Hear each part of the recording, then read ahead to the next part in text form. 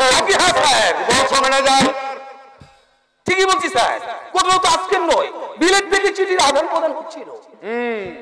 মেয়েটিকে তুমি দেখেছো? হ্যাঁ দেখেছি স্যার, শুধু আমি নই, তোমার সাহেব নিজেও দেখেছে। দেখতে কেমন?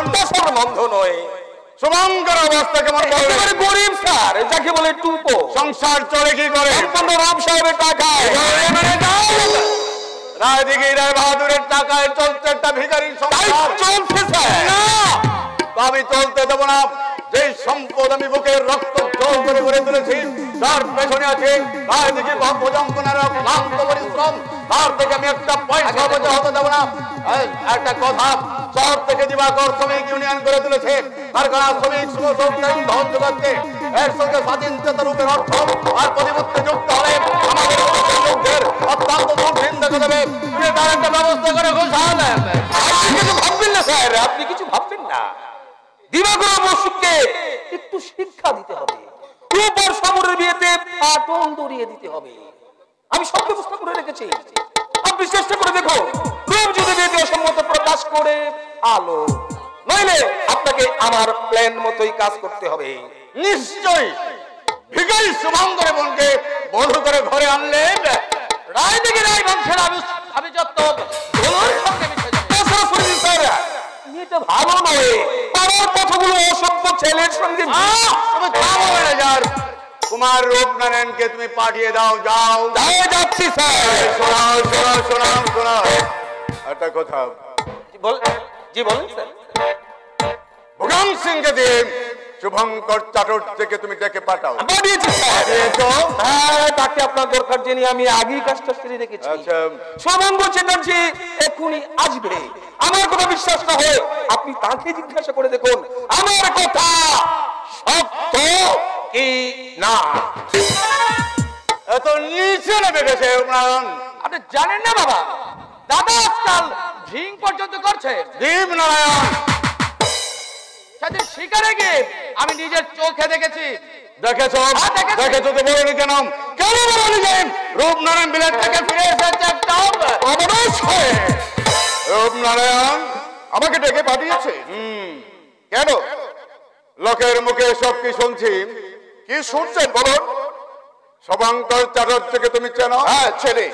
তার সঙ্গে তোমার কিসের সম্পর্ক? কিছুই না, কিন্তু তার ভাই আর আমি একই স্কুলে পড়তাম। তাদের নাকি একটা বিবাহযোগ্য বোন আছে। আছে, আপনি ঠিকই শুনেছেন। এবং তার সঙ্গে তোমার সীমাচারীয় না, আমি কাকার সঙ্গে কথা বলছি। শুভঙ্কর চাটুর্য বোনের সঙ্গে তোমার কত দিনের পরিচয়? অনেক দিনের।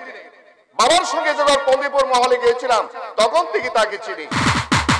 আমিও চিনি, অনেকে চেনে। তোমার চোরা আর আমার চোরা অনেক তফাৎ। আরে সে তো হবে। তুমি বিলেত থেকে ঘুরে এসেছো কিনা? ইচ্ছে করে তুমিও ঘুরে আসতে পারো। যাক, বাজে কথা বাদ দিয়ে আমার প্রশ্নের জবাব দাও। বলো, তুমি নাকি শুভঙ্কর চাটুর্য সংসার চালাও? মিথ্যে কথা। শুভঙ্করের বোনের সঙ্গে মেলামেশা করো, এ বোধ হয় মিথ্যে। হ্যাঁ, কেন? আমি তাকে ভালোবাসি। কথাটা বাবার মুখের উপর বলতে তোমার লজ্জা হলো না? লজ্জা স্বরূপ আমি বিলেতে মাটিতে রেখে এসেছি। দীপনারায়ণ, তোমার মতো রাতের অন্ধকারে অভিনয় করে দিনের আলো লজ্জা দেখাতে আমার সেন্টিমেন্টে বাদে। রূপনারায়ণ শোনেন কাকা, আপনি আমাকে ডেকে না পাঠালে আমি নিজেই আসতাম, কথাটা আপনাকে জানিয়ে যেতাম। কি কথা? শুভঙ্কর চাটুর্যের বোন সবরই কি আমি বিয়ে করবো? তুমি কি মদ খেয়ে এসেছো দাদা? মাতালের সঙ্গে লড়াই করতে হলে মদকেই আসতে হয় দীপনারায়ণ। তোমার স্পর্ধার সীমা ছাড়ে যে রূপনারায়ণ, তুমি মনে করো না যে তুমি যা খুশি তুমি তাই করতে পারবে। এখন তুমি মনে রাখা উচিত এখনো বেঁচে আছেন রায়দিঘি রায় বাহাদুর ভোজঙ্কনারায়ণ। তুমি আমাকে জানো না মায়াতীত ইতিহাস, যার নাম শুনলে রায়দিঘি থরথর করে কাঁপে, আর খেয়াল কিছু পরির ভর করছে রায়দিঘি উত্থান পতন। তুমি ভুলে গেছো যে দাঁড়িয়েছ তারই সামনে। আপনি ভুলে গেছেন কাকা, রূপনারায়ণ আজ নাবালক নয়, যে সম্পদের গৌরবে আজ আপনি সমাজের ওপর প্রতিষ্ঠিত, সেই অর্ধেক অংশ আমার। রূপনারায়ণ, স্বাধীনতা মানুষের জন্মগত অধিকার কাকা। লেখাপড়া শিখেছি আমি, বিলেত থেকে ফিরে এসেছি ডাক্তারি পাস করে। আমার অনুরোধ, আমার ব্যক্তি স্বাধীনতার উপর আপনি হস্তক্ষেপ করবেন না। তবু তুমি ঘটে বইনি মেয়েকে ভুলতে পারবে না?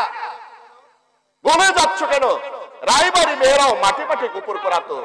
তাহলে শোনো রূপনারায়ণ, রায়বাড়ির একটা পয়সাও তোমাকে আমি দেবো না। তোমার স্বর্গগত পিতার উইলে স্পষ্ট লেখা আছে, রূপনারায়ণ যদি বংশ মর্যাদায় কলঙ্কপাত করেন তাহলে তার সমস্ত সম্পত্তির উত্তরাধিকারী থেকে সে হবে বঞ্চিত। তবু সেই গরিবের মেয়েকে তুমি ভুলতে পারবে না দাদা? না, তুমি উচ্চ শিক্ষিত হোক, তোমার জন্য আমি উচ্চ শিক্ষিত একটা মেয়ে এনে দেবো। ভালোবাসা শিক্ষা হিসাব করে না দাদা। শোনো রূপনারায়ণ, তুমি থামো দীপনারায়ণ। রূপনারায়ণ, সত্যি সত্যি তুমি আদর্শবান, সত্যি তোমার শিক্ষার মানদণ্ড অনেক উঠছে। আমি তোমার একনিষ্ঠ তুমি খুশি হয়েছি, তাই হবে শহরকে আমি বধূ করে আমি ঘরে আনবো।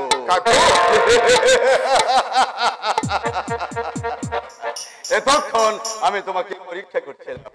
আপনি হ্যাঁ, আজ সকালে মুম্বাই থেকে কোম্পানি চিঠি পেয়েছি, কাল সকালে তোমাকে বিমান যোগে মুম্বাই যেতে হবে। আমি তৈরি কাকা, তবে একটা কথা বলতে চাই। বলো। মিস্টার ঘোষাল লোকটা কিন্তু ভালো নয়। আমি জানি, আপনার কথা বুঝতে পারছে না কেমন?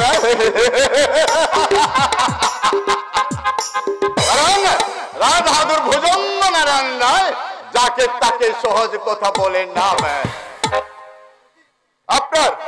আপনার উচিত মিস্টার ঘোষালকে পদচ্যুত করা, নইলে অদূর ভবিষ্যতে দেখবেন তার এই শয়তানি চক্রে টুকরো টুকরো হয়ে পড়বে তাই বংশে রক্ত দিয়ে লেখা 7 মহলার অট্টালিকা।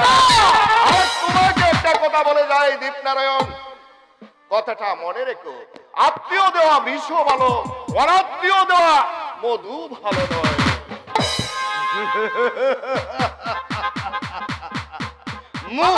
মূর্খ রূপনারায়ণ, এবার তোমাকে দেখাবো ভুজঙ্গের স্বরূপ, তার বিষাক্ত ছবলকে দুনিয়ার মুখ থেকে চিরবিদায় নিতে হবে। চুপ চুপ চুপ চুপ, কে যেন আসছে। আমি শুভঙ্কর চাটুর্যে। তোমার নাম শুভঙ্কর? আগে হ্যাঁ। রূপনারায়ণের কত টাকা তুমি আত্মসাৎ করেছো?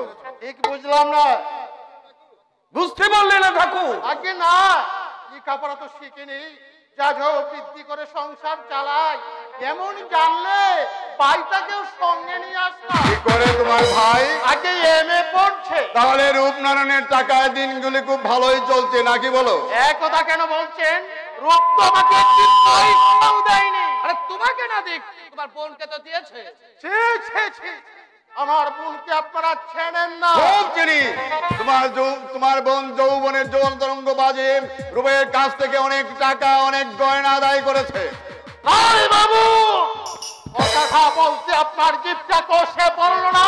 শুভঙ্কর, চোখ রাঙ্গানিকে ভয় পায় না, সে কারো একটি পয়সাও চায় না, কারো কাজ চলে। শোনো শোনো শুভঙ্কর, শোনো শোনো, রাগ করো না, এ কথা আমার নয়। রূপ সাহেব তোমার বোনকে নিজেই চিঠিতে লিখেছে, বুঝেছো? ওই দেখি ঘোষাল,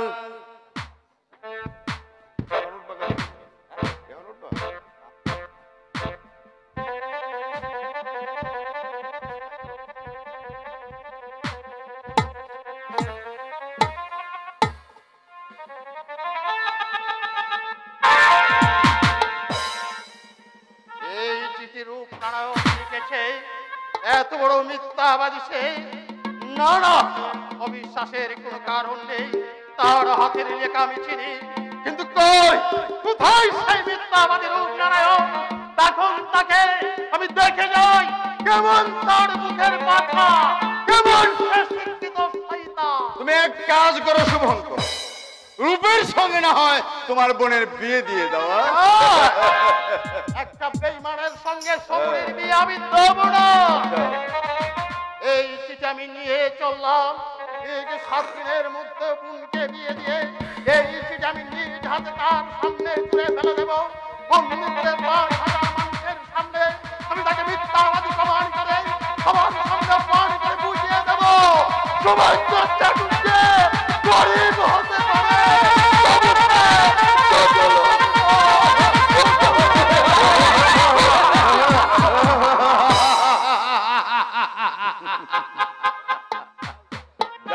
গোসাল, আমার কাজ শেষ, এবার তোমার কাজ শুরু।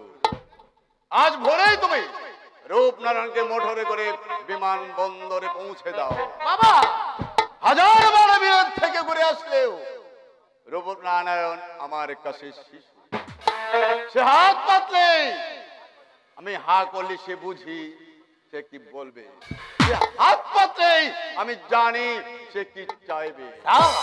সে পা মারলে রায় বাহাদুর ভুজঙ্গনারায়ণ বলতে পারে সে কোন পথে চলবে।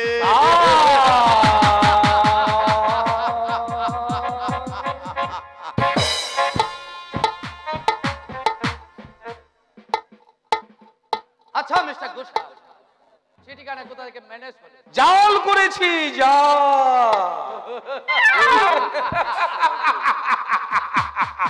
অসাধারণ, অসাধারণ। কিন্তু কিন্তু কি কুমার সাহেব? সবরীকে কি আমি পাবো? Sure sure sure.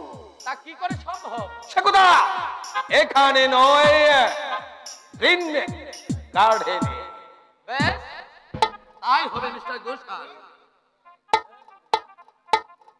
তবে হুঁশিয়ার মিস্টার গোসাল, একটা ভ্রমরের ডানা বস্ত্রে ব্যাঙ্গে দেওয়া হলো, আর একটা ভ্রমর কিন্তু মধুর তৃষ্ণায় মাতাল, আর সেই মাতাল ভ্রমর আমি। আপনার সঙ্গে আমার শেষ কথা, 2000 টাকা আর 5 বোতল হোয়াইট লেবেল হুইস্কি আজ রাতেই আমি গ্রিন গার্ডেনে পৌঁছে দেব। বিনিময়ে ওই মন্দিরপুরের ফুটন্ত গোলাপ সবরীকে আমার চাই।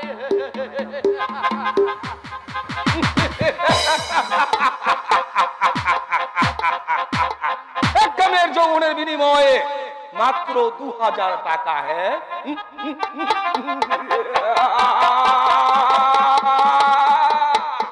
রায় বাহাদুর ভুজঙ্গনারায়ণ রায়, তুমি 12 ঝোড়া কালো টাকার কারবার করে কত টাকা জমেছো কেউ তা জানে না। কিন্তু আমাকে জানতে হবে, নিজের বুদ্ধি আর অধ্যবসা দিয়ে তোমাকে পথের ফকির করে তোমার সবে গেছো আত্মসাৎ করবো। তবে আমার